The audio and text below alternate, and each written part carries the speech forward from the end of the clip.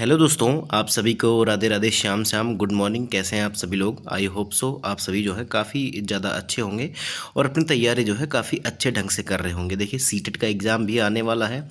इधर जो है आपकी एलटी ग्रेड और टीजीटी पीजी की डेट भी आई हुई है, लेकिन जो है कब होने वाला है पेपर ये तो हम नहीं बता सकते हैं। देखिए, एलटी ग्रेड की तो जो डेट है वो निश्चित है, लेकिन अभी टीजीटी पीजीटी वाले एग्ज़ाम में जो है थोड़ा सा डिले होने वाला है, क्योंकि अभी आयोग की जो है अध्यक्ष ही नहीं चुनी गई है। ठीक है। अब इस जो है बीपीएससी टीआरई 4 भी आपका लेट हो रहा है। वैसे आप सभी लोग जानते हैं आज बिहार में जो है पहले चरण की वोटिंग चल रही है, और इसके बाद आपका जो है 11 तारीख को वोटिंग होगी, फिर 14 को जो है परिणाम आएगा, और उसके बाद ही जो है अब जो भी घोषणाएं होंगी उसके बाद ही होने की उम्मीद है।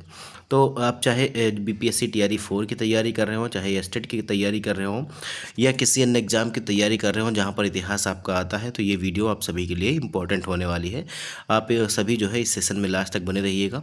चैनल को सब्सक्राइब करिएगा, वीडियो को लाइक करिएगा और ज़्यादा से ज़्यादा अपने दोस्तों में शेयर करिएगा। आज की वीडियो जो हमारी होने वाली है ये इतिहास की जो है बुक है, इतिहास की दुनिया नाम है, और ये बिहार एससीईआरटी की क्लास जो है 10 की बुक है। अभी हमने कक्षा 9 की बुक पिछले 2-3 दिन में पढ़ी है, और उसमें से हमने देखो सारे चैप्टर नहीं पढ़े हैं, आप सभी को पता है। उसमें से केवल हमने जो है 2-3 चैप्टर पढ़े हैं। जैसे आपका जो है भौगोलिक खोजें वाला चैप्टर हमने पढ़ा था, अमेरिकी स्वतंत्रता संग्राम हमने पढ़ा था, और इसके अलावा जो है विश्व युद्धों का इतिहास हमने पढ़ा, जिसमें हमने प्रथम विश्व युद्ध और द्वितीय विश्व युद्ध की पृष्ठभूमि कैसे तैयार हुई, कैसे जाके पहला विश्व युद्ध हुआ, कैसे जो है यह लीग ऑफ नेशंस का निर्माण हुआ, और फिर यूनाइटेड नेशन का निर्माण कैसे हुआ, इन सभी चीज़ों को हमने देखा। देखिए, कल की वीडियो काफ़ी ज़्यादा इंपॉर्टेंट थी आप सभी लोगों के लिए। अगर आप लोगों ने नहीं देखी है तो उसको जरूर देखिएगा, उसका लिंक वीडियो के डिस्क्रिप्शन बॉक्स में मैं दे दूँगा। और उसमें मैंने जहाँ जहाँ से भी सवाल पूछे गए हैं वहाँ मैं थ्योरी पढ़ाते हुए मैंने जो है स्क्रीन पर उसकी जो है क्वेश्चन की फ़ोटो लगा दी थी, तो आप सभी लोग जो है समझ गए होंगे। अब देखिए, पढ़ने में सभी का मन नहीं लगता, लेकिन अगर आपको पता चल जाए कि हाँ जो है प्रश्न यहाँ से बना था, तो थोड़ा सा जो है दिमाग ज़्यादा वहाँ पर लगने लगता है। तो इसी क्रम में मैं आपको साथ साथ में बताते चलूँगा कि आपका जो है एग्ज़ाम में जो है सवाल कैसे बने थे, और वो सवाल जो है मैं स्क्रीन पर दिखाते चलूँगा जैसे जैसे हम थ्योरी पढ़ते चलेंगे। और जहाँ से जो कंटेंट आपसे उठाकर सवाल बनाए गए थे, चाहे वो बीपीएससी टीआरई में हो या स्टेट में हो, उन सभी को जो है मैं यहाँ पर आपको दिखाता हुआ चलूँगा।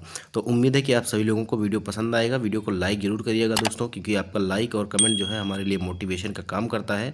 और सेशन को शुरू करने से पहले मैं आपसे कुछ सवाल पूछूंगा, उन सवालों का जवाब आपको कमेंट बॉक्स में देना है। जैसे कि पहला विश्व युद्ध कब शुरू हुआ था, और इसके अलावा द्वितीय विश्व युद्ध जो है ये कब शुरू हुआ था, और राष्ट्रसंघ का निर्माण जो है वो कौन सी संधि के तहत हुआ था, और जो पहला विश्व युद्ध था उसका जो है शुरू होने का तत्कालिक कारण क्या था। ये 4 क्वेश्चन आपको जो है कमेंट बॉक्स में बताने हैं, और जब आप एक्टिविटी करेंगे तो आप आगे बढ़ेंगे, और आप जो है कमेंट बॉक्स में कमेंट करके ज़रूर बताइएगा। तो हम चलते हैं अपने जो है क्लास की तरफ, और हम इसको शुरू करते हैं। अब इसमें हम सबसे पहले देखने वाली बात है कि हम इसमें पढ़ेंगे क्या क्या। तो मैं आपको दिखा देता हूँ कि इसमें कौन कौन से चैप्टर हैं। और पूरी बुक मैंने देखिए कल जो है क्लास 9 की एससीईआरटी बिहार की जो है हिस्ट्री की बुक मैंने शेयर कर दी है टेलीग्राम चैनल पर, तो आप वहाँ से जाके पीडीएफ को डाउनलोड करके पढ़ सकते हैं। एक बार पढ़ लीजिएगा, क्योंकि बहुत इंपॉर्टेंट कंटेंट है, और यहाँ से आपके सवाल जो है लगातार आपसे पूछे जाते हैं। तो यहाँ पर अगर आप देखेंगे, यहाँ पर हम कौन कौन से जो है चैप्टर पढ़ने वाले हैं। देखिए, यूरोप में राष्ट्रवाद भी हम जो है क्लास 9 की एनसीईआरटी में पढ़ चुके हैं, और समाजवाद और साम्यवाद ये भी हम पढ़ चुके हैं। देखिए, सबसे इम्पोर्टेंट क्या है कि जो है हिंद चीन में जो है राष्ट्रवादी आंदोलन ये हम पढ़ेंगे। और देखिए, भारत में राष्ट्रवाद भी हम पढ़ेंगे, क्योंकि ये इंपॉर्टेंट है, यहाँ से भी चैप्टर आपके बनते हैं। इसके अलावा देखिए, अर्थव्यवस्था और आजीविका, और शहरीकरण और शहरी जीवन। इसके अलावा आप देखेंगे कि व्यापार और भूमंडलीकरण। और सबसे इम्पोर्टेंट चैप्टर ये है प्रेस और संस्कृति। यहीं से आपका जो सवाल बना था, क्या बना था कि जो है सर्वप्रथम जो है छपाई तकनीक कहाँ विकसित हुई थी, तो ये सवाल आपका यहीं से बना था। तो ये भी चैप्टर हम जो है पढ़ेंगे। और वियतनाम राष्ट्रवादी आंदोलन वगैरह वगैरह जो आपको देखने को मिलेंगे, वो आपसे हिंद और चीन में जो राष्ट्रवादी आंदोलन इस चैप्टर से देखने को मिलेंगे। तो सबसे पहले हम जो है कौन से चैप्टर से शुरू करें दोस्तों, तो हम सबसे पहले जो है इसी चैप्टर से शुरू करते हैं, यूरोप में राष्ट्रवाद से। ठीक है, देखिए, यूरोप में राष्ट्रवाद तो हम पढ़ चुके हैं एक बार, लेकिन इसमें जो है आपको थोड़ा सा डिटेल्ड में देखने को मिलेगा, तो हम इसको जो है एक बार ज़रूर पढ़ेंगे। अब देखिए, ज़्यादा बड़ा चैप्टर जो होगा उसको हम 2 पार्ट में जो है कवर करेंगे, और जैसे जैसे हम थ्योरी पढ़ते चलेंगे मैं आपको पुनः बता दूँ कि यहाँ से जो भी सवाल आपके बने हैं बीपीएससी टीआरई में, या आपके जो है एलटी ग्रेड में, या आपके जो है ये स्टेट में, मैं उसको जो है स्क्रीन पर आपको दिखाता चलूँगा, और आप जो है आगे बढ़ते रहेंगे। तो हम चलिए अपना जो है चैप्टर शुरू करते करते हैं। हमारा पहला चैप्टर कौन सा है? यूरोप में राष्ट्रवाद। अब यहाँ पर देखिए, आपसे कहा जा रहा है कि आधुनिक विश्व की राजनीतिक जागृति का प्रतिफल है, और जो है यह एक ऐसी भावना है जो किसी विशेष भौगोलिक, सांस्कृतिक या सामाजिक परिवेश में रहने वाले लोगों में एकता की वाहक बनती है।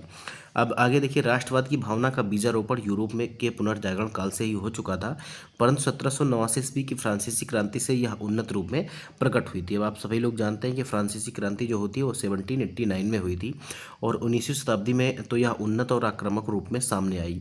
इसके कारण भी यथेष्ट थे परिणाम, और परिणाम भी जो है युगांतकारी रहे। आगे देखिए, यूरोप में राष्ट्रीयता की भावना के विकास में फ्रांस की जो है राज्य क्रांति, तत्पश्चात जो है नेपोलियन के आक्रमण ने महत्वपूर्ण योगदान दिया, और फ्रांसीसी क्रांति ने राजनीति को अभिजात्य वर्गीय परिवेश से बाहर कर उसे अखबारों, सड़कों और सर्वसाधारण की वस्तु बना दिया। यूरोप के कई राज्यों में नेपोलियन के अभियानों द्वारा नवयुग का संदेश पहुंचा, और नेपोलियन ने जर्मनी और इटली के राज्यों को भौगोलिक नाम की परिधि से बाहर कर उसे वास्तविक और राजनीतिक रूपरेखा प्रदान की, जिससे इटली और जर्मनी के एकीकरण का मार्ग जो है प्रशस्त हो गया। और दूसरी तरफ नेपोलियन की नीतियों के कारण फ्रांसीसी प्रभुता और जो है आधिपत्य के विरुद्ध यूरोप में देशभक्तिपूर्ण विक्षोभ भी जगा।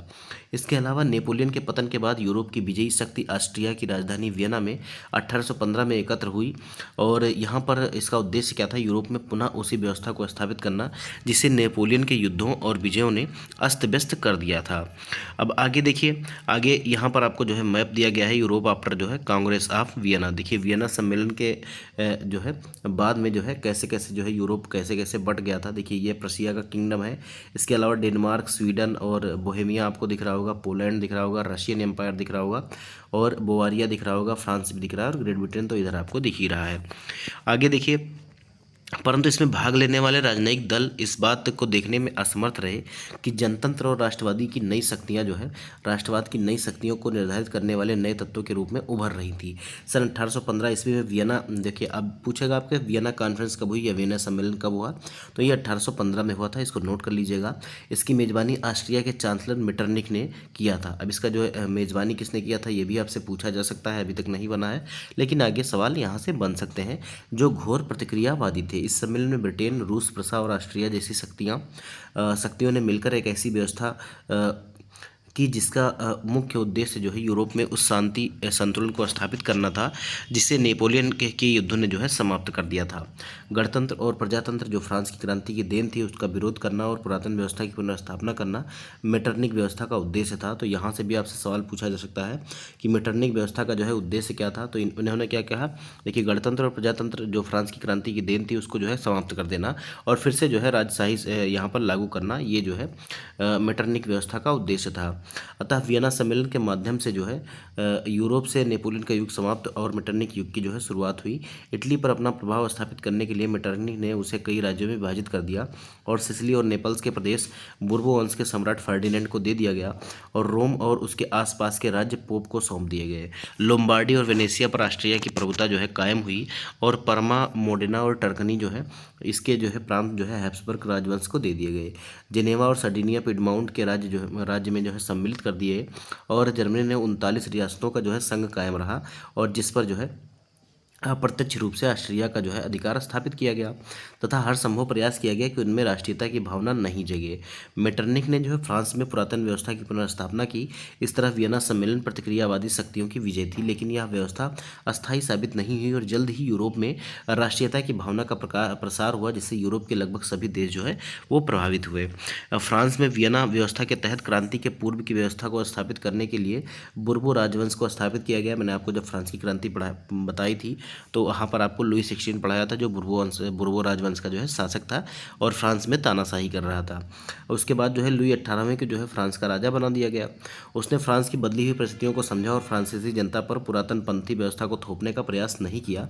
उसने प्रतिक्रियावादी तथा सुधारवादी शक्तियों के मध्य सामंजस्य स्थापित करने का प्रयास किया और उसी उद्देश्य से उसने 2 जून 1814 ईस्वी को सम्राट की ओर से संवैधानिक घोषणा पत्र जारी किए जो 1848 ईस्वी तक फ्रांस में चलते रहे। और चार्ल्स एक्स के शासनकाल में इसमें कुछ परिवर्तन किए गए, परंतु इसके परिणाम जो है 1830 की क्रांति के रूप में जो है सामने आया। अब आगे देखिए जुलाई की क्रांति जो है 1830 की क्रांति। देखिए फ्रांस में कई बार जो है क्रांतियाँ हुई हैं, और यहाँ पर देखिए चार्ल्स एक्स के एक निरंकुश एवं प्रतिक्रियावादी शासक था ये, और जिसने फ्रांस में उभर रही राष्ट्रीयता और जनतंत्रवादी भावनाओं को दबाने का कार्य किया। उसने अपने शासनकाल में संवैधानिक लोकतंत्र की राह में कई गतिरोध जो है उत्पन्न किए। उसके द्वारा प्रतिक्रियावादी पोलिगनेक को प्रधानमंत्री बनाया गया, और पोलिगनेक ने पूर्व में लुई 18वें द्वारा स्थापित समान नागरिक संहिता के स्थान पर शक्तिशाली अभिजात वर्ग की जो है फिर से स्थापना कर दी।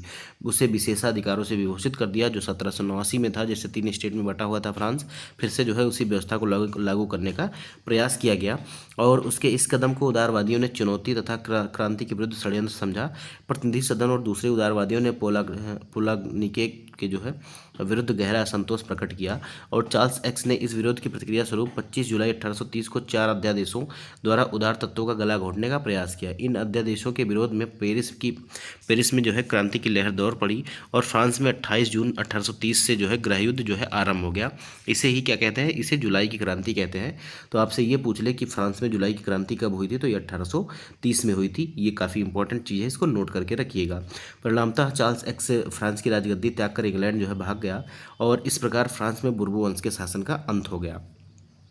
फ्रांस में जुलाई 1830 ईस्वी की क्रांति के परिणाम स्वरूप बुर्बो राजवंश के स्थान पर देखिए ओरलेंस वंश को जो है गद्दी सौंपी गई, और इस वंश के शासक लुई फिलिप ने उदारवादियों, पत्रकारों और पेरिस की जनता के समर्थन से सत्ता प्राप्त की। अतः उसकी नीतियां उदारवादियों के पक्ष में तथा संवैधानिक गणतंत्र के निमित्त रहीं। अब देखिए 1830 की क्रांति के प्रभाव क्या रहे। इस प्रकार जो है जुलाई की क्रांति की एक बात की सूचक थी कि देश में कट्टर राज सत्तावादियों का प्रभाव जो है कम हो रहा था। वास्तव में यह क्रांति मध्यम वर्ग और लोक प्रभुता के सिद्धांतों की देन थी। इस क्रांति ने फ्रांसीसी क्रांति के सिद्धांतों को पुनर्जीवित किया, और वियना कांग्रेस के उद्देश्यों को निर्मूल सिद्ध कर दिया। इसका प्रभाव संपूर्ण यूरोप पर पड़ा, और जो है राष्ट्रीयता तथा देशभक्ति की भावना का प्रस्फुटन जिस प्रकार हुआ, उसने सभी यूरोपीय जो है राष्ट्रों के राजनीतिक एकीकरण, संवैधानिक सुधारों और राष्ट्रवाद के विकास का मार्ग प्रशस्त किया। इटली तथा जर्मनी का एकीकरण, यूनान, पोलैंड और हंगरी में तत्कालीन व्यवस्था के प्रति राष्ट्रीयता की भावना, राष्ट्रीयता के प्रभाव के कारण जो है आंदोलन उठ खड़े हुए, और आगे चलकर फ्रांस में भी लुई फिलिप के खिलाफ आवाज़ उठने लगी, जिससे फ्रांस में एक और क्रांति हुई। देखिए फ्रांस में कब कब क्रांति हुई।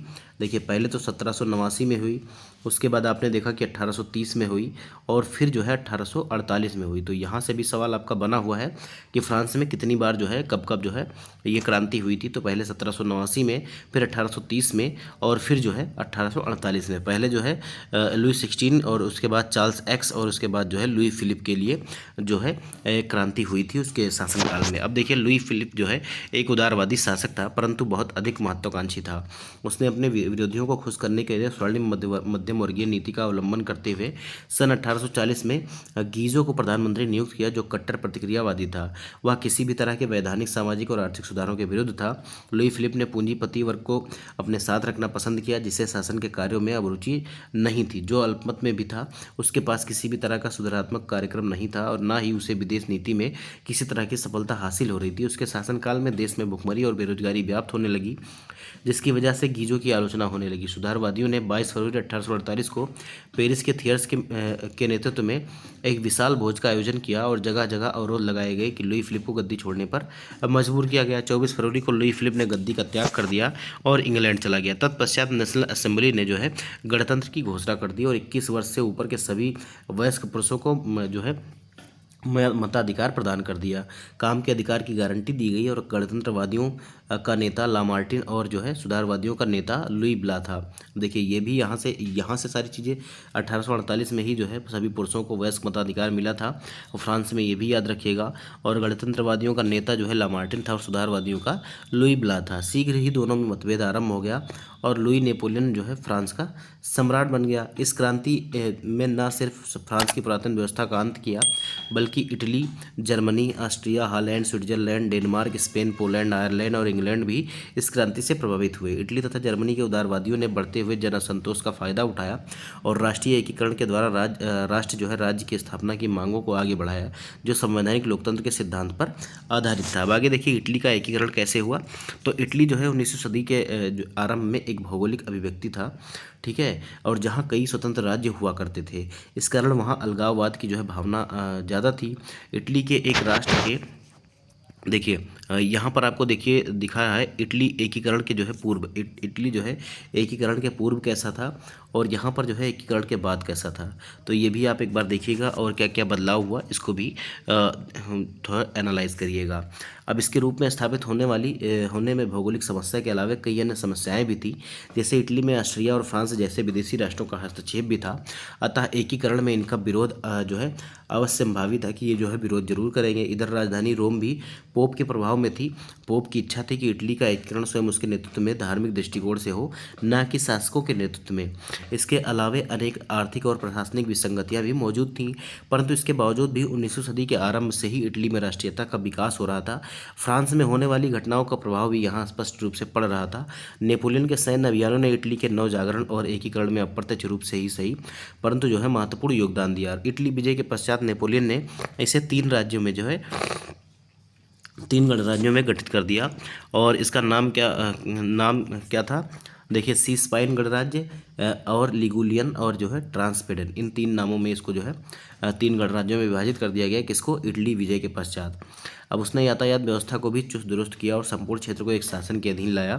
इन सभी कारणों से वहाँ जागृति आई। नेपोलियन के पतन 1814 के जो है पश्चात वियना कांग्रेस द्वारा इटली को पुराने रूप में लाने के उद्देश्य से इटली के 2 राज्यों पीडमाउंट और सर्डिनिया का एकीकरण कर दिया गया और इस प्रकार जो है इटली के एकीकरण की दिशा जो है ये तय होने लगी। अब कैसे कैसे जो है इटली का एकीकरण हुआ ये आपने देखा और आगे भी यही हम अभी देख रहे हैं। अब देखिए 1820 में क्या हुआ। इटली में 1820 में कुछ राज्यों में संवैधानिक सुधारों के लिए नागरिक आंदोलन होने लगे और एक गुप्त दल, देखो कार्बोनरी, ठीक है, कार्बोनरी का गठन राष्ट्रवादियों द्वारा किया गया, जिसका उद्देश्य छापामार युद्ध के द्वारा राजतंत्र को नष्ट कर गणराज्य की जो है स्थापना करना था। अब प्रसिद्ध राष्ट्रवादी नेता जोसेफ मेजनी का संबंध भी इसी दल से था, तो इसको याद रखिएगा। और 1830 की फ्रांसीसी क्रांति के प्रभाव से इटली भी अछूता नहीं रहा और यहाँ भी नागरिक आंदोलन जो है शुरू हो गए थे। मेजनी ने इन नागरिक आंदोलन का उपयोग करते हुए उत्तरी और मध्य इटली में एकीकृत गणराज्य स्थापित करने का प्रयास किया, लेकिन ऑस्ट्रिया के चांसलर मेटरनिक द्वारा इन राष्ट्रवादी नागरिक आंदोलन को दबा दिया गया और मेजनी को जो है इटली से जो है पलायन करना पड़ा। फिर देखिए मेजनी, अब मेजनी के बारे में थोड़ा सा पढ़ेंगे। देखिए मेजनी जो है साहित्यकार, गणतांत्रिक विचारों का समर्थक और जो है योग्य सेनापति था, लेकिन वह तत्कालीन राजनीतिक परिस्थितियों की बेहतर समझ नहीं रखता था, अतः उसमें आदर्शवादी गुण और अधिक और व्यवहारिक गुण कम थे। अपनी पराजय के बाद भी मेजनी ने हार नहीं मानी और सन 1831 में उसने यंग इटली नामक संस्था स्थापित की। तो यहाँ से आपका सवाल बना था, ठीक है, यंग इटली नामक संस्था जो है किसने स्थापित की थी, या यंग यूरोप नामक संस्था, तो ये जो है मेजनी ने बनाई थी, इसको भी याद रखिएगा। इसका उद्देश्य जो है इटली प्रायद्वीप से विदेशी हस्तक्षेप समाप्त करना और जो है संयुक्त गणराज्य स्थापित करना था, ठीक है। अब सन 1834 में देखिए इसने यंग यूरोप नामक संस्था भी स्थापित की और संगठन बनाया। तो ये दोनों आप याद रखिएगा, यंग यूरोप और यंग इटली जो है ये किसकी संस्था है, तो ये जो है मेजनी की संस्था है।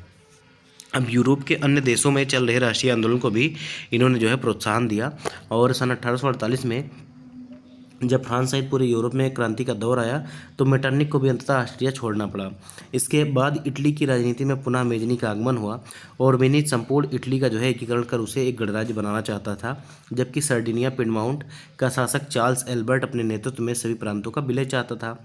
उधर पोप भी इटली को जो है धर्मराज्य बनाने का पक्षधर था। इस तरह के विचारों के टकराव के कारण इटली के एकीकरण का मार्ग जो है अवरुद्ध हो गया और कालांतर में ऑस्ट्रिया द्वारा इटली के कुछ भागों पर आक्रमण किए जाने लगे, जिसमें सर्डिनिया के जो है शासक चार्ल्स एल्बर्ट की जो है पराजय हो गई और ऑस्ट्रिया के हस्तक्षेप में इटली से जनवादी आंदोलन को कुचल दिया गया। इस प्रकार मेजनी की पुनः हार हो गई और वह जो है फिर से पलायन कर गया। आगे देखिए एकीकरण का द्वितीय चरण कैसे हुआ। अब देखिए 1848 तक इटली के एकीकरण के लिए किए गए प्रयास वस्तुतः असफल ही रहे, परंतु धीरे धीरे इटली में इन आंदोलनों के कारण जन जागरूकता बढ़ रही थी, राष्ट्रीयता की भावना तीव्र हो रही थी। इटली में सर्डिनिया पिडमाउंट का नया शासक विक्टर इमैनुअल राष्ट्रवादी विचारधारा का था और उसके प्रयास से इटली के एकीकरण का कार्य जारी रहा।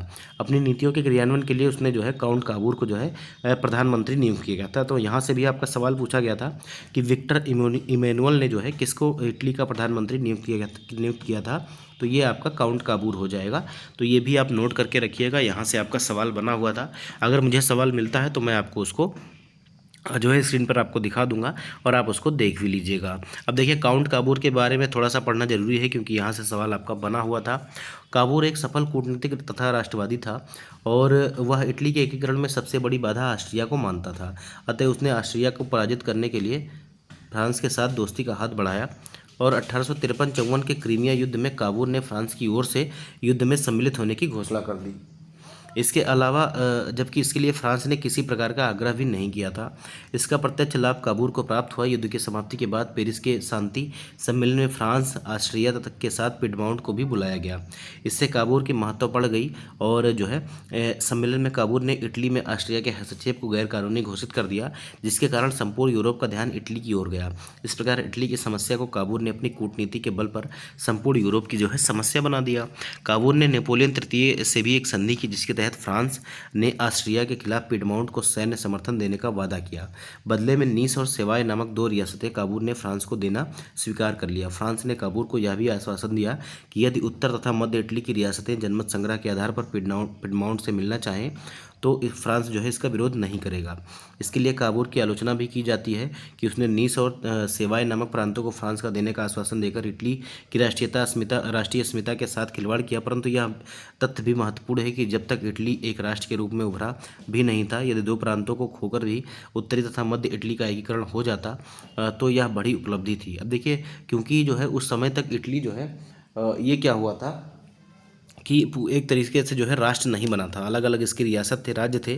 तो यहाँ पर ऐसा कहा जा रहा है कि अगर जो है छोटे छोटे दो इलाके देकर जो है उत्तरी और मध्य इटली का एकीकरण हो जाता है तो यह जो है सबसे बड़ी उपलब्धि थी, क्योंकि फ्रांसीसी मदद के बिना इटली का एकीकरण काबूल की दृष्टि में जो है संभव नहीं था। अब आगे देखिए क्या कहा जा रहा है। इसी बीच 1859-60 में ऑस्ट्रिया और पिडमाउंट में जो है सीमा संबंधी विवाद के कारण युद्ध प्रारंभ हो गया और युद्ध में इटली के समर्थन में फ्रांस ने अपनी सेना उतार दी, जिसके कारण ऑस्ट्रियाई सेना बुरी तरह पराजित होने लगी। ऑस्ट्रिया के एक बड़े राज्य जो है लोम्बार्डा और पर पिडमाउंट का कब्जा हो गया और एक तरफ तो लड़ाई लंबी होती जा रही थी, दूसरी तरफ नेपोलियन इटली के राष्ट्रवाद से जो है घबराने लगा था, क्योंकि उत्तर और जो है मध्य इटली की जनता ने काबूल के समर्थन में बड़े जनसैलाब के रूप में एकीकरण के लिए आंदोलन चलाया। नेपोलियन इस परिस्थिति के लिए तैयार नहीं था। अतः वेनेसिया पर विजय प्राप्त होने के तुरंत बाद ही नेपोलियन ने अपनी सेना वापस बुला ली और युद्ध से हटने के बाद नेपोलियन तृतीय ने ऑस्ट्रिया और पिडमाउंट के बीच मध्यस्थता स्थापित करने की बात स्वीकारी। इस तरह से संधि के अनुसार लोम्बार्डी पर पिडमाउंट का अधिकार और वेनेसिया पर ऑस्ट्रिया का जो है अधिकार माना गया। अंततः एक बड़े राज्य के रूप में इटली सामने आया, परंतु काबूल का ध्यान मध्य तथा उत्तरी इटली के एकीकरण पर था। अतः उसने नेपोलियन को सेवाएं प्रदेश देने का जो है लाभ देकर जो है या लोभ देकर ऑस्ट्रिया पिडमाउंट युद्ध में फ्रांस के निष्क्रिय रहने तथा इटली के राज्यों का पिडमाउंट में विलय का विरोध नहीं करने का आश्वासन ले लिया। बदले में नेपोलियन ने यह भी शर्त रख दी कि जिन राज्यों का विलय होगा वहाँ जो है जनमत संग्रह कराए जाएंगे, क्योंकि उन रियासतों की जनता पिडमाउंट के साथ थी, इसलिए काबूल ने कूटनीति का परिचय देते हुए उसे स्वीकार कर लिया। 1860-61 में काबूल ने सिर्फ रोम को छोड़कर उत्तर तथा मध्य इटली की सभी रियासतों को जो है, जिसमें परमा, मिडेना, टस्कनी इत्यादि जो है शामिल थे, इन सबको अपने में मिला लिया और जनमत संग्रह कर उसे पुष्ट भी कर लिया। ऑस्ट्रिया भी फ्रांस तथा इंग्लैंड के द्वारा पिडमाउंट के समर्थन के भय से कोई कदम नहीं उठा सका। दूसरी तरफ ऑस्ट्रिया जर्मनी के एकीकरण की समस्या से भी जूझ रहा था और इस प्रकार से क्या हुआ, इस प्रकार 1862 तक जो है दक्षिणी इटली, रोम, वेनेसिया को छोड़कर बाकी रियासतों का विलय जो है रोम में हो गया। सभी ने विक्टर इमैनुएल को जो है शासक मान लिया था। अब यहाँ पर आपके देखिए सवाल आपसे क्या बनेगा कि जो है इटली के एकीकरण में जो है किसकी भूमिका महत्वपूर्ण थी। तो यहाँ पर आपको मेजनी भी दिखेंगे, गैरिबाल्डी भी दिखेंगे और काउंट काबूर भी दिखेंगे, याद रखिएगा। अब देखिए गैरिबाल्डी इसी बीच एक महान क्रांतिकारी गैरिबाल्डी सशस्त्र क्रांति के द्वारा दक्षिणी इटली की रियासतों के एकीकरण तथा गणतंत्र की स्थापना करने का प्रयास कर रहा था और गैरिबाल्डी पेशे से एक नाविक था और मेजनी के विचारों का समर्थक था, परंतु बाद में काबूल के प्रभाव में आकर संवैधानिक राजतंत्र का पक्षधर बन गया था। गैरिबाल्डी ने अपने कर्मचारियों तथा स्वयंसेवकों की जो है सशस्त्र सेना बनाई और उसने अपने सैनिकों को लेकर इटली के प्रांत सिसिली तथा नेपल्स पर आक्रमण कर दिए। इन रियासतों की अधिकांश जनता पूर्वो राजवंश के निरंकुश शासन से तंग होकर गैरिबाल्डी की समर्थक बन गई और गैरिबाल्डी ने यहाँ गणतंत्र की स्थापना की तथा विक्टर इमैनुएल के प्रतिनिधि के रूप में वहाँ की जो है सत्ता संभाली। वस्तुतः काबूल के विचार गैरिबाल्डी से नहीं मिलते थे, परंतु काबूल ने उसके दक्षिणी अभियान का समर्थन किया। 1862 ईस्वी में गैरिबाल्डी ने रोम पर आक्रमण की योजना बनाई और तब काबूर ने गैरिबाल्डी के इस अभियान का जो है विरोध किया और रोम की रक्षा के लिए पिडमाउंट की सेना भेज दी। इसी बीच गैरिबाल्डी की भेंट जो है काउंट काबूर से हो गई और उसने जो है रोम के अभियान की योजना जो है बदल दी। ठीक है, उसने रोम पर जो है हमला नहीं किया और दक्षिणी इटली के जीते गए क्षेत्र के को बिना किसी संधि के गैरिबाल्डी ने विक्टर इमैनुअल को सौंप दिया। गैरिबाल्डी को दक्षिणी क्षेत्र में शासक बनने का प्रस्ताव विक्टर इमैनुअल द्वारा भी दिया गया, परंतु उसने जो है इसे अस्वीकार कर दिया। वह अपनी सारी संपत्ति राष्ट्र को समर्पित कर सर्वसाधारण जो है किसान की भांति जीवन जीने की ओर अग्रसित हुआ। त्याग और बलिदान की इस भावना के कारण गैरिबाल्डी के चरित्र को भारतीय स्वतंत्रता संग्राम के दौरान खूब प्रचारित किया गया और लाला लाजपत राय ने उसकी जीवनी भी लिखी थी। तो यहाँ पर जो है ये भी इंपॉर्टेंट हो जाता है कि लाला लाजपत राय ने जो है मेजनी और गैरिबाल्डी दोनों की जीवनियाँ लाला लाजपत राय ने लिखी थी, तो इसको याद रखिएगा। अब 1862 में दुर्भाग्यवश जो है काबूर की मृत्यु हो गई और इस तरह वह भी पूरी इटली का एकीकरण नहीं देख पाया। रोम तथा वेनेसिया के रूप में शेष इटली का जो है एकीकरण जो है किसने किया? विक्टर इमैनुअल ने किया। और 1870-71 में फ्रांस और प्रसा के बीच युद्ध छिड़ गया, जिस कारण जो है फ्रांस के लिए पोप को संरक्षण प्रदान करना संभव नहीं था और विक्टर इमैनुअल ने इस परिस्थिति का लाभ उठाया और पोप ने अपने आप को वेटिकन सिटी के किले में बंद कर लिया। इमैनुअल ने पोप के राजमहल को छोड़कर बाकी रोम को इटली में मिला लिया और उसे अपनी राजधानी बनाया। इस नई स्थिति को पोप ने तत्काल स्वीकार नहीं किया। अंततः इस समस्या का निदान मुसोलिनी द्वारा हुआ, जब उसने पोप के मध्य साथ समझौता कर वेटिकन की स्थिति को जो है स्वीकार कर लिया। इस प्रकार 1871 ईस्वी तक इटली का एकीकरण मेजनी, काबूर, गैरिबाल्डी जैसे राष्ट्रहित नेताओं और विक्टर इमैनुअल जैसे शासकों के योगदान के कारण पूर्ण हुआ था। इन सभी घटनाओं के पार्श्व में जो है राष्ट्रवादी चेतना सर्वोपरि थी। देखिए यहाँ से आपका एक जो है परस्पर क्या निकल कर आया, एक जो है क्या कहते हैं उसको, निष्कर्ष निकल कर क्या सामने आया कि अगर इटली के एकीकरण की बात की जाए तो वहाँ पर आपको मेजनी का भी नाम आएगा, काउंट काबूर का भी नाम आएगा, गैरिबाल्डी का भी नाम आएगा। इसके अलावा देखिए विक्टर इमैनुअल जैसे शासक का भी नाम आता है। तो यहाँ पर जब भी आपसे सवाल बने कि इटली का एकीकरण किसके जो है काल में हुआ था, तो ये इमैनुअल जो है विक्टर इमैनुअल जैसे शासक थे और किसका किसका योगदान था, तो इसमें मेजनी, काबूर और गैरिबाल्डी जैसे राष्ट्रवादी नेताओं का योगदान था। अब यहाँ पर देखिए जर्मनी का एकीकरण, जैसे इटली का एकीकरण किया गया वैसे ही जो है यहाँ पर जर्मनी का एकीकरण भी किया गया था और इटली के एकीकरण के दौरान ही जर्मन क्षेत्र भी समान जो है प्रक्रियाएं इसमें भी चल रही थी। अतः दोनों देशों का एकीकरण जो है लगभग साथ साथ ही संपन्न हुआ था। अब इसमें अगर देखेंगे हम तो जर्मनी मध्यकाल लगभग 800 ईस्वी में सारलमा के नेतृत्व में संगठित होकर लंबे समय तक सुदृढ़ अवस्था में रहा, परंतु आधुनिक युग के आते आते जर्मनी पूरी तरह से विखंडित राज्य था, जिसमें लगभग 300 जो है छोटे बड़े राज्य थे। जैसे अपने भारत में जो है 562 रियासतें थी छोटी बड़ी मिलाकर, जिसे जो है सरदार वल्लभ भाई पटेल ने बहुत ही चालाकी से और बहुत ही सूझबूझ से मिलाकर जो है भारत का निर्माण किया था, भारतीय संघ का निर्माण किया था। वैसे वहाँ भी जो है 300 लगभग छोटे बड़े राज्य थे। इनमें जो है राजनीतिक, सामाजिक और धार्मिक विषमताएं भी थी और उत्तर जर्मन राज्यों में जहाँ प्रोटेस्टेंट मतावलंबियों की संख्या ज़्यादा थी, वहाँ प्रशा सबसे शक्तिशाली राज्य था और अपना प्रभाव बनाए हुए था। दूसरी तरफ दक्षिणी जर्मनी के कैथोलिक बहुल राज्यों के प्रतिनिधि जो है सभा जो है डायट जिंदा थी, जहाँ सभी मिलते थे, परंतु उनमें जर्मन राष्ट्रवाद की भावना का अभाव था, जिसके कारण एकीकरण का मुद्दा उनके समक्ष नहीं था। वस्तुतः जर्मन एकीकरण की पृष्ठभूमि निर्माण का श्रेय जो है नेपोलियन बोनापार्ट को दिया जाता है, क्योंकि उसने 1806 ईस्वी में जर्मन प्रदेशों को जीतकर राइन राज्य का निर्माण किया था, राइन राज्य संघ का निर्माण किया था और यहीं से जर्मन राष्ट्रवाद की भावना धीरे धीरे बढ़ने लगी थी।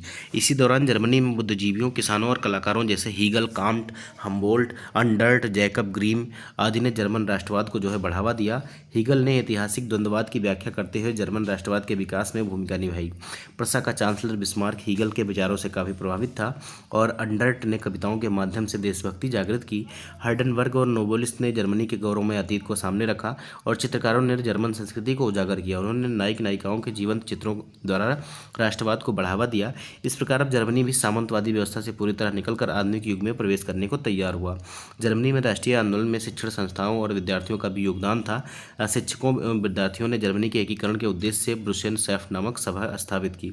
वाइमर राज्य का जो है येना विश्वविद्यालय राष्ट्रीय आंदोलन का केंद्र था। यद्यपि मेटरनिख ने इस आंदोलन को कुचलने के लिए दमनकारी कानून कालवाद के आदेश को जारी किया, परंतु फिर भी जो है जर्मनी की राष्ट्रीयता की प्रबल धारा प्रवाहित हो रही थी, जिसने एकीकरण के काम को आगे बढ़ाने में सहायता प्रदान की। इसी परिप्रेक्ष्य में एकीकरण की आर्थिक परिस्थितियाँ भी निर्मित हो रही थीं और सन 1834 में जर्मन व्यापारियों ने आर्थिक व्यापारिक समानता के लिए प्रसा के नेतृत्व में जॉलवेरिन, ठीक है, जॉलवेरिन, अब देखिए जॉलवेरिन क्या था, ये भी आपसे पूछा जाएगा। तो ये जो है एक व्यापारिक संघ था, ठीक है, व्यापारिक संघ था, याद रखिएगा जॉलवेरिन। देखिए इसके लिए प्रसा के नेतृत्व में जॉलवेरिन नामक जो है आर्थिक संघ बनाया गया, जिसके विषय में कहा जाता था कि उस संघ ने जर्मन क्षेत्रीय आदतों को कुचलकर राष्ट्रवादी प्रवृत्तियों को बढ़ावा दिया। इसके बावजूद जर्मन राष्ट्रवादी अभी तक जो है संगठित नहीं हो पाए थे। फ्रांस की क्रांति ने 1830 की जो क्रांति हुई थी, इसने जर्मन राष्ट्रवादी भावनाओं को कुछ हवा जरूर दी थी। सैक्सोनी, हनोवर आदि राज्यों में लोकतांत्रिक विद्रोह होने लगे थे, परंतु प्रसा और ऑस्ट्रिया ने इसे मिलकर जो है इसे कुचल डाला था। 1848 की क्रांति ने जो है जर्मन राष्ट्रवाद को एक बार फिर से भड़का दिया और दूसरी तरफ इस क्रांति ने मेटरनिख इस मेटरनिख युग का भी अंत कर दिया था। इसी समय जर्मन राष्ट्रवादियों ने 1 मार्च 1848 को पुराने संसद की सभा में फ्रैंकफर्ट में बुलाया गया और जहां पर यह निर्णय लिया गया कि प्रसा का शासक जो है फ्रेडरिक विलियम जर्मन राष्ट्र का जो है नेतृत्व करेगा और उसी के अधीन समस्त जर्मन राज्यों को एकीकृत किया जाएगा। साथ ही लोकतांत्रिक जो है वैधानिक राजत्व के शासन सिद्धांत को अपनाया जाएगा। तो फ्रैंकफर्ट संसद में क्या डिसाइड किया गया कि जो है प्रसा का जो शासक था, क्या नाम था उसका, फ्रेडरिक विलियम, इसके नेतृत्व में जो है जर्मनी का एकीकरण किया जाएगा। परंतु फ्रेडरिक जो निरंकुश और रूढ़िवादी विचार का शासक था, उसने उस व्यवस्था को मानने से इनकार कर दिया क्योंकि वह स्पष्ट रूप से ऑस्ट्रियाई संघर्ष से जो है बचना चाहता था। जर्मनी के कुछ अन्य दक्षिणी राज्य भी एकीकरण के इस प्रस्ताव के खिलाफ थे और इस गतिरोध से एकीकरण का मार्ग जो है अवरुद्ध हो गया और साथ ही जर्मन राज्यों में विद्रोह की स्थिति पैदा हो गई, जिसे ऑस्ट्रिया और प्रसा ने मिलकर दबा दिया। प्रसा अब तक समझ चुका था कि जर्मनी का एकीकरण उसी के नेतृत्व में हो सकता है, इसलिए उसने अपनी सैन्य शक्ति बढ़ानी शुरू कर दी। इसी बीच फ्रेडरिक का देहांत हो गया और उसका भाई विलियम प्रसा का शासक बना। अब देखिए विलियम राष्ट्रवादी विचारों का पोषक था। उसके सुधारों के फलस्वरूप जर्मनी में औद्योगिक क्रांति की हवा तेज हो गई थी। साथ ही आधारभूत संरचनाओं में भी काफ़ी सुधार हुए, जिससे जर्मन राष्ट्रों को एकता के सूत्र में बांधने के प्रयास जो है तेज हुए। विलियम ने एकीकरण के उद्देश्यों को ध्यान में रखकर महान कूटनीतिक बिस्मार्क को अपना जो है चांसलर नियुक्त किया। देखिए बिस्मार्क, देखिए ऑटो वन बिस्मार्क का जो है योगदान काफ़ी ज़्यादा है इसका एकीकरण करने में। देखिए बिस्मार्क जो जर्मन डायट में प्रसा का प्रतिनिधि हुआ करता था, प्रारंभ से ही हीगल के विचारों से प्रभावित था और जर्मन संसद डायट में अपनी सफल कूटनीति का लगातार परिचय देता आ रहा था। वह निरंकुश राजतंत्र का समर्थन करते हुए जर्मनी के एकीकरण के प्रयास में जुट गया और यह उसकी कूटनीतिक सफलता थी कि उसके उदारवादी राष्ट्रवादी हो या कट्टरवादी राष्ट्रवादी, सभी उसे अपने विचारों का समर्थक समझते थे। बिस्मार्क जर्मन एकीकरण के लिए अपने सैन्य शक्ति को महत्व जो है समझता था, अतः उसके लिए उसने रक्त और लोह की नीति अपनाई। अब देखिए यहाँ पर जो है आप देखिए ये सवाल जो है यहीं से पूछा गया था और ये सवाल आप स्क्रीन पे देख पा रहे होंगे कि रक्त और लोह की नीति के बाद जो है बिस्मार्क ने कौन सी नीति अपनाई थी। तो रक्त और लोह की नीति जो है इसने जर्मनी का एकीकरण करने के लिए जो है लागू की थी। ये भी याद रखिएगा, अगली बार यहाँ से भी सवाल आपसे पूछा जा सकता है। उसने अपने देश में अनिवार्य सैन्य सेवा लागू कर दी और कालांतर में उसने 1830 के ऑस्ट्रिया प्रसा संधि का विरोध करना शुरू कर दिया, जिसमें प्रसा के नेतृत्व में जर्मनी का एकीकरण नहीं किया जाना था। इस कारण अब प्रसा के नेतृत्व में जर्मन एकीकरण की भावना जोर पकड़ने लगी, ठीक है। अब बिस्मार्क ने अपनी नीतियों से प्रसा का सुदृढ़ीकरण किया और इस कारण प्रसा ऑस्ट्रिया से किसी भी मायने में कम नहीं रह गया। तब बिस्मार्क ने ऑस्ट्रिया के साथ मिलकर 1864 ईस्वी में स्लेस्विग और होल्स्टीन राज्यों के मुद्दे को लेकर डेनमार्क पर आक्रमण कर दिया, क्योंकि उन पर जो है डेनमार्क का नियंत्रण था। जीत के बाद जो है स्लेस्विग प्रसा के अधीन हो गया और होल्स्टीन ऑस्ट्रिया को प्राप्त हुआ। चूंकि इन दोनों राज्यों में जर्मनों की संख्या अधिक थी, अतः प्रसा ने जर्मन राष्ट्रवादी भावनाओं को भड़काकर विद्रोह फैला दिया, जिससे कुचलने के लिए ऑस्ट्रिया की सेना को प्रसा के क्षेत्र को पार करते हुए जाना था और प्रसा ने ऑस्ट्रिया को ऐसा करने से रोक दिया। यद्यपि बिस्मार्क की नीति के अंतर्गत जो है ऑस्ट्रिया ऐसे युद्ध करना अवश्य संभावी था, परंतु वह ऑस्ट्रिया को आक्रमणकारी साबित करना चाहता था। अतः पूर्व में ही उसने फ्रांस से समझौता कर लिया था कि ऑस्ट्रिया प्रसा के युद्ध में फ्रांस जो है तटस्थ रहे और बीच में ना आए। इसके लिए उसने फ्रांस को कुछ भी देने का वादा किया था और बिस्मार्क ने इटली के शासक विक्टर इमैनुअल से भी संधि कर ली, जिसके अनुसार ऑस्ट्रिया प्रसा युद्ध में इटली ऑस्ट्रियाई क्षेत्रों पर आक्रमण कर देगा। अतः अपने अपमान से क्षुब्ध ऑस्ट्रिया ने 1866 ईस्वी में प्रसा के खिलाफ जो है सेडेवा की युद्ध की घोषणा कर दी। देखिए सेडेवा का युद्ध किसके किसके बीच हुआ था, तो जो है प्रसा और ऑस्ट्रिया के खिलाफ हुआ, दोनों में हुआ था, ये भी याद रखिएगा। और ऑस्ट्रिया दोनों तरफ से युद्ध में फंसकर बुरी तरह से पराजित हो गया और इस तरह ऑस्ट्रिया जर्मन क्षेत्रों पर से जो है इसका प्रभाव जो है पूरी तरह से समाप्त हो गया। इस तरह जर्मन एकीकरण का 2/3 कार्य जो है पूरा हो गया। अब आगे देखिए कैसे क्या हुआ। शेष जर्मनी के एकीकरण के लिए फ्रांस के साथ युद्ध करना आवश्यक था, क्योंकि जर्मनी के दक्षिणी रियासतों के मामले में फ्रांस हस्तक्षेप कर सकता था।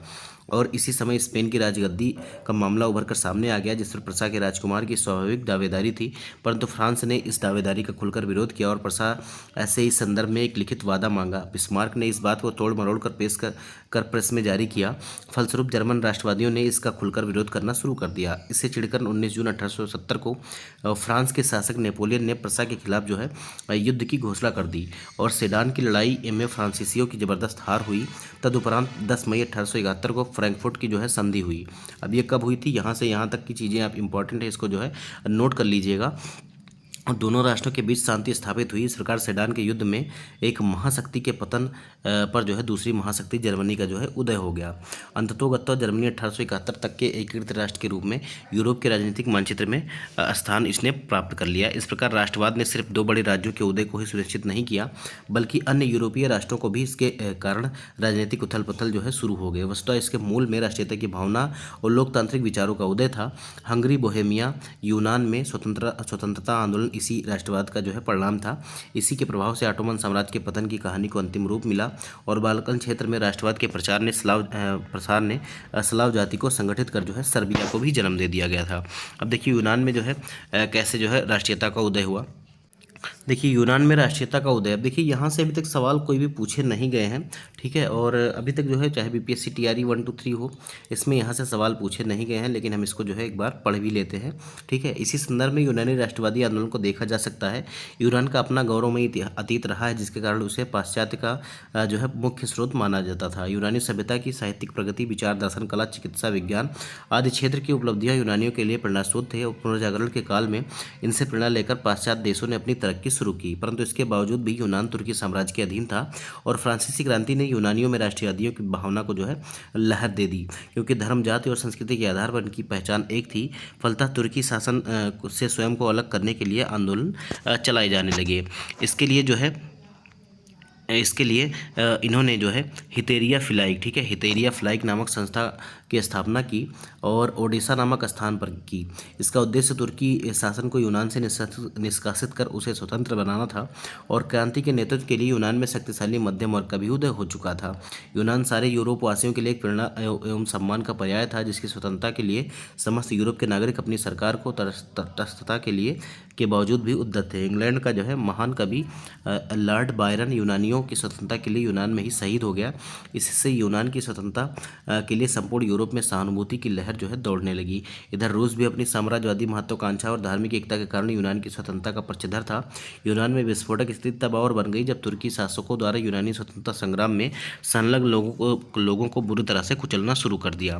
1821 में अलेक्जेंडर जो है चिपसिलांटी के नेतृत्व में यूनान में जो है विद्रोह शुरू हो गया और 4 अलेक्जेंडर व्यक्तिगत रूप से जो है यूनानी राष्ट्रीयता के पक्ष में था, परंतु ऑस्ट्रिया के प्रतिक्रियावादी शासक मेटरनिक के दबाव के कारण खुलकर सामने नहीं आ पा रहा था। जब जार निकोलस आया तो उसने खुलकर यूनानियों का समर्थन किया और 1826 ईस्वी में ग्रेट ब्रिटेन और रूस में एक समझौता हुआ कि वे जो है तुर्की यूनान विवाद में मध्यस्थता करेंगे। फ्रांस का राजा चार्ल्स एक्स भी यूनानी स्वतंत्रता में दिलचस्पी लेने लगा। 1827 ईस्वी में लंदन में एक सम्मेलन हुआ जिसमें इंग्लैंड, फ्रांस और रूस ने मिलकर तुर्की के खिलाफ तथा यूनान के समर्थन में संयुक्त कार्यवाही करने का निर्णय लिया। इस प्रकार तीनों देशों की संयुक्त सेना नावरेनो की खाड़ी में तुर्की के खिलाफ एकत्रित हुई और तुर्की के समर्थन में सिर्फ मिस्र की सेना आई। युद्ध में मिस्र और तुर्की की सेना बुरी तरह पराजित हुई और 1829 ईस्वी में एड्रियानोपल की संधि हुई, जिसके तहत तुर्की की नाममात्र प्रभुता में यूनान को जो है स्वायत्तता देने की बात की गई। कब हुआ था ये आपकी एड्रियानोपल की संधि? तो ये 1829 में हुई थी। ये चीज़ आप याद रखिएगा और नोट कर लीजिएगा, क्योंकि ये चीज़ इंपॉर्टेंट है, आपसे पूछी जा सकती है। उधर इंग्लैंड और फ्रांस भी यूनान पर रूस के प्रभाव की अपेक्षा इसे जो है स्वतंत्र देश बनाना बेहतर मानते थे थे। फलतः जो है 1832 ईस्वी में यूनान को एक स्वतंत्र राष्ट्र में घोषित कर दिया। कब किया गया? तो 1832 में यूनान जो है एक स्वतंत्र राष्ट्र के रूप में सामने आया और बवेरिया के शासक आर्टो को स्वतंत्र यूनान का जो है राजा घोषित कर दिया गया। इस तरह यूनान पर से जो है रूस का प्रभाव भी जाता रहा। अब देखिए इसमें हंगरी भी है। ऐसे जो है हंगरी पर ऑस्ट्रिया का पहले जो है पूर्णतः प्रभुत्व था। 1848 की क्रांति के प्रभाव से यहाँ जो है आंदोलन की शुरुआत हुई थी और जो है 31 मार्च 1848 को ऑस्ट्रिया की सरकार ने हंगरी की कई बातें मान ली, जिसके अनुसार स्वतंत्र मंत्रिपरिषद की मांग भी स्वीकार कर ली गई और ऐसे करके जो है हंगरी भी जो है स्वतंत्र हो गया था। अब मैं इसको क्यों आपको नहीं पढ़ा रहा हूँ, क्योंकि यहाँ से अभी तक सवाल पूछे गए नहीं हैं, पोलैंड से भी नहीं पूछे गए हैं, लेकिन छोटा सा है तो इसको पढ़ लीजिए। और मैं इसको पढ़ाऊंगा नहीं, आप इसको खुद पढ़ लीजिएगा। ऐसे ही बोहेमिया हो जाएगा, ठीक है। तो इसको हम जो है छोड़ ही देते हैं, क्योंकि अभी तक जो है बोहेमिया से जो है कोई भी सवाल नहीं बना है। हाँ, एक सवाल यहाँ से ये बना था, बोहेमिया से नहीं, आपका जो है बिस्मार्क से बना था कि बिस्मार्क ने जब रक्त और लौह की नीति अपनाई और एकीकरण जब जर्मनी का कर लिया था, इसके बाद जो है उसने कौन सी नीति अपनाई थी? तो उसने शांति और निर्माण की जो है नीति अपनाई थी और ये सवाल आपके बीएससी टीआरई में पूछा गया था, तो याद रखिएगा। अब जो सवाल जहाँ जहाँ पूछे गए हैं मैंने स्क्रीन पर लगा दिए थे, आप लोगों ने देख लिए होंगे। और इसी तरह जो है अपना अध्ययन करते रहिए, पढ़ाई जारी रखिए, क्योंकि आज नहीं तो कल पेपर होने ही वाला है। और ऐसा नहीं है कि आप पढ़ेंगे तो केवल आपको बीपीएससी टीआरई में भी काम आएगा, चाहे आप सीटेट दें, चाहे एस्टेट दें, या कोई भी एग्ज़ाम दे दें पूरे जो है भारतवर्ष में जहाँ पर भी हिस्ट्री और वर्ल्ड हिस्ट्री पूछी जाती है, वहाँ के लिए ये सेशन जो है काफ़ी ज़्यादा इंपॉर्टेंट होने वाला है। तो यहाँ से जो है आप जो है एमसीक्यू भी कर लीजिएगा, क्योंकि जो है यहाँ से भी एमसीक्यू बन सकते हैं, ठीक है। तो ये मैं पीडीएफ आपको आपकी जो है टेलीग्राम ग्रुप में दे दूंगा, आप वहाँ से जाकर डाउनलोड कर लीजिएगा। अगर कुछ लोग ऐसे भी हैं जो टेलीग्राम ग्रुप से नहीं जुड़े हैं, तो वो जो है जुड़ जाइएगा। उसका लिंक आपको टेलीग्राम का हमारे वीडियो के डिस्क्रिप्शन बॉक्स में मिल जाएगा। तो कल हम दूसरा चैप्टर पढ़ेंगे, और तब तक के लिए आप जो है हमारे चैनल को सब्सक्राइब करिएगा, वीडियो को लाइक ज़रूर करिएगा, कमेंट में ज़रूर बताइएगा कि आपको वीडियो कैसा लगा, और जो 4 सवाल मैंने आपसे पूछे हैं वो ज़रूर बताइएगा। मिलते हैं अगली वीडियो में, तब तक के लिए जय हिंद, जय भारत, नमस्कार।